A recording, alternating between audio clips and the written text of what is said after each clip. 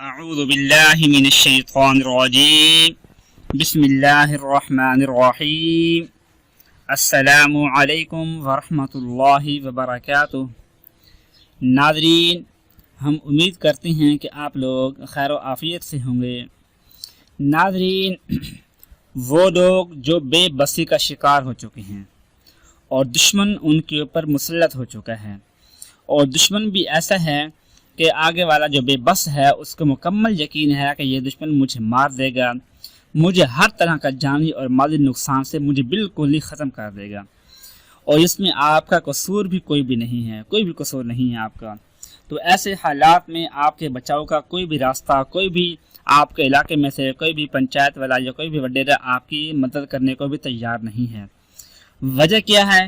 یہ وجوہات ہر علاقے میں مختلف ہو سکتی ہیں۔ تو ایسے حالات میں اپنے آپ کو بچانے کے لیے جیسا بھی دشمن ہوگا، آپ اس سے اپنے آپ کو بچانے کے لیے، اپنے آپ کو محفوظ کرنے کے لیے یہ عمل کر لیں۔ انشاءاللہ کہ دشمن طاقتور اور آپ پر مسلط ہونے کے باوجود آپ کو ذرہ برابر بھی نقصان نہیں پہنچا پائے گا۔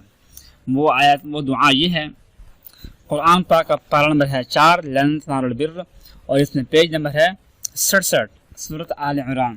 سورۃ آل عمران کے آیت نمبر ہے 173، یعنی 173 آیت نمبر کا آخری حصہ ہے، اعوذ باللہ من الشیطان الرجیم حسبنا اللہ ونعم الوکیل، حسبنا اللہ ونعم الوکیل۔ یہ حصہ آپ نے پڑھنا ہے۔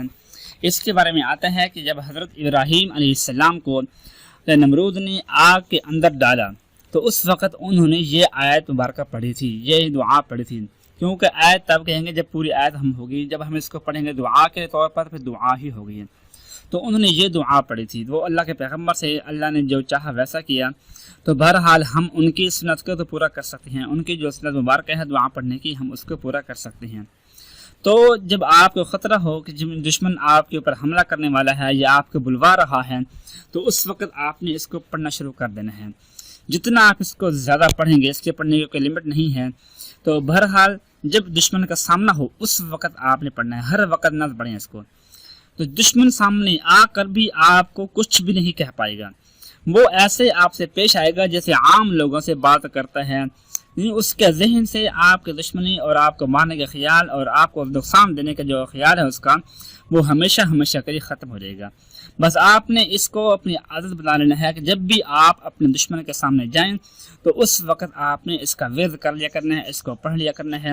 زندگی بھر جب تک آپ کی زندگی ہے تو وہ دشمن ایک نہیں کئی دشمن بھی ہیں، تو وہ ایک بار برابر بھی آپ کو نقصان نہیں پہنچا پائیں گے انشاءاللہ۔